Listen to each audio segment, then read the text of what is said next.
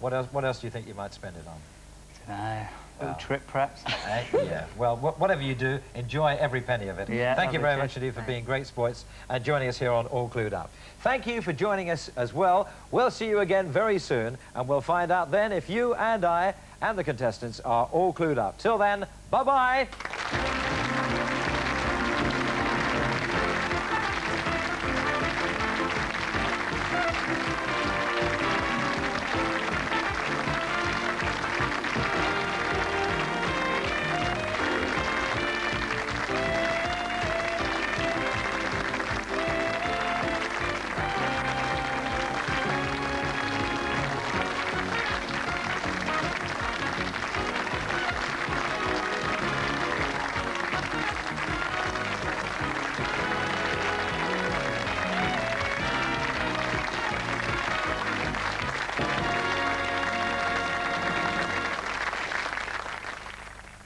Central presents Steven Spielberg's thrilling adventure, The Goonies, a film that can only be described by one word. That's the word. These are the Goonies, a gang of kids in search of pirate treasure. And when they find it, they also discover a few other hidden secrets.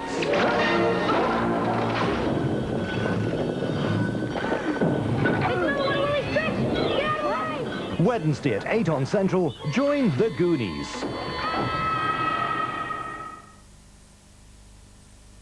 Thinking of getting a new mower, are we? Get down to Do It All. There's Flymows, Quadcasts, Black & Deckers, Mountfields, whacking big rotaries, cylinders, bobber mowers, and a voucher worth £10 in most national papers. It's down at Do It All. Why aren't you? I really am impressed by these new sections in this Radio Times. Nature, drama, comedy. In fact, they've got more special sections than you've got brain cells. Oh, right. Blimey, that's a lot, isn't it? Radio Times. If it's on, it's in.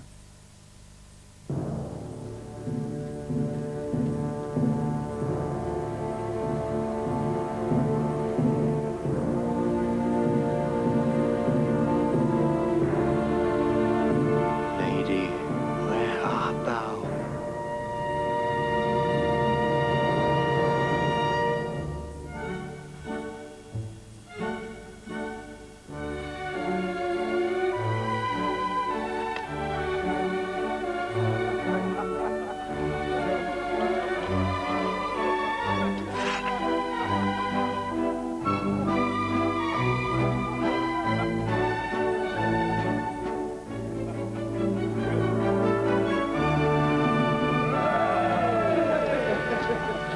They drink Carling Black Label.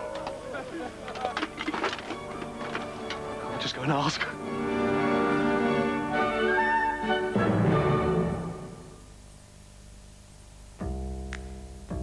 Hi, I'm at World of Leather. Look, I've seen this great 3-seat sofa, and it costs the same as a 2-seat sofa over the Easter weekend. We could do with a free seat. This Easter at World of Leather, we're offering any 3-seat sofa for the price of a 2-seat sofa. Choose from 100 different styles. Get happy, man! With McDonald's Britain in Bloom Happy Meals. With every Happy Meal box is one of 4 gardening tools and a pack of flower seeds. That's cool. And there's a different tool and pack of seeds to collect each week. Wow, man, these are groovy. What'd you do with them? You dig, man, you dig. Hey, what are you gonna be when you grow up? A marigold? Me too. Britain in Bloom Happy Meals at McDonald's. They're beautiful, man. No ordinary paving and walling has the timeless beauty of Bradstone. With true-to-nature colours and a traditional harmony of shape and texture, the exceptional quality of Bradstone lasts season after season, enhancing every style of garden. Insist on Bradstone, and you'll see how it transforms your garden into a handsome addition to your home. And that's no fairy tale. Bradstone paving and walling, naturally preferred.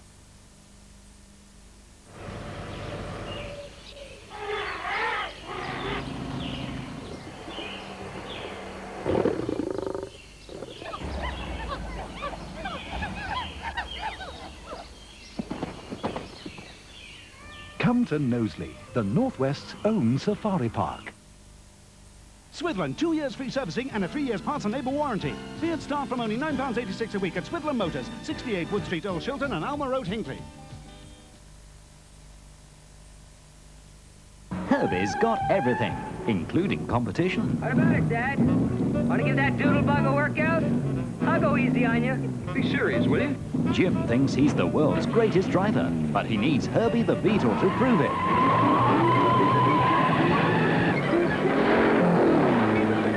Races to win and the heart of a woman. If Herbie can keep him ahead of the opposition, catch him Easter Monday if you can. Disney's The Love Bug at 2:10 on Central.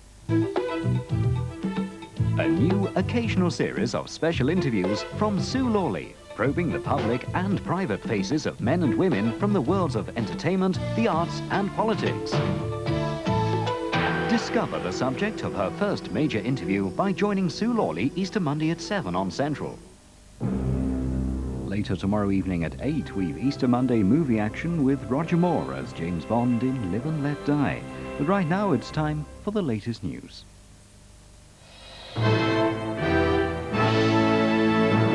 The news from ITN. The first pictures as Saddam's troops win battle for Kirkuk. Iraqi government forces appear to have won the prolonged fight with Kurdish rebels for control of the area. ITN's Edward Sturton was among the first Western journalists to visit the oil town of Kirkuk in northern Iraq. His reports are subject to Iraqi censorship. Correspondents in Iraq are restricted to areas approved by the Iraqi authorities. Victorious Iraqi soldiers moving through the wreckage of the battle for Kirkuk. Journalists were taken there as a group, but we toured enough of the town today to be able to say with some confidence that the government's forces now control it again. And during our 2.5-hour visit, we neither heard nor saw anything to indicate that resistance by the rebels is continuing. Their hold here had lasted about a week. The cost of retaking the town is more difficult to determine. Some of the bodies we found were too burnt to identify as soldier or civilian, rebel or loyalist, but the provincial governor, brother of Iraq's interior minister, said casualties had been low because the rebels had been defeated within 2 hours. After a short time, they ran away, fleeing outside the city like rats. We saw large numbers of Iraqi troops being moved along the roads here, and many more were coming up the highway from Baghdad throughout the day. The authorities say the rebels have been driven at least 30 miles from Kirkuk. They seem confident that the counter-offensive now underway will be successful, that they will soon have recaptured all the territory between here and Iraq's northern borders. Edward Sturton, ITN, Kirkuk. The parish priest at the funerals of 3 young Catholics shot dead by a loyalist gunman has called on the ordinary people of Ireland to spew out the men and women of violence. 2 teenage girls and a 29-year-old man were killed in last Thursday's attack at a mobile shop in County Armagh. It was the saddest Easter they'd ever had. 3 families coming together to bury their dead after an atrocity which shocked all Ulster. Rarely has a crime here been so universally and utterly condemned. Little children in their Sunday best were among the mourners who gathered outside the homes of 16-year-old Katrina Rennie and her 19-year-old friend Eileen Duffy. As the cortege moved off, it was joined by the coffin of Brian Frizell, the 29-year-old man gunned down with them by the Loyalist Protestant Action Force. By the time it reached the church, the number of mourners could be counted in thousands. Not all could squeeze inside to hear the parish priest urge them to make a stand for peace. I ask the ordinary people, the ordinary communities, to spew out from them the men and women of violence.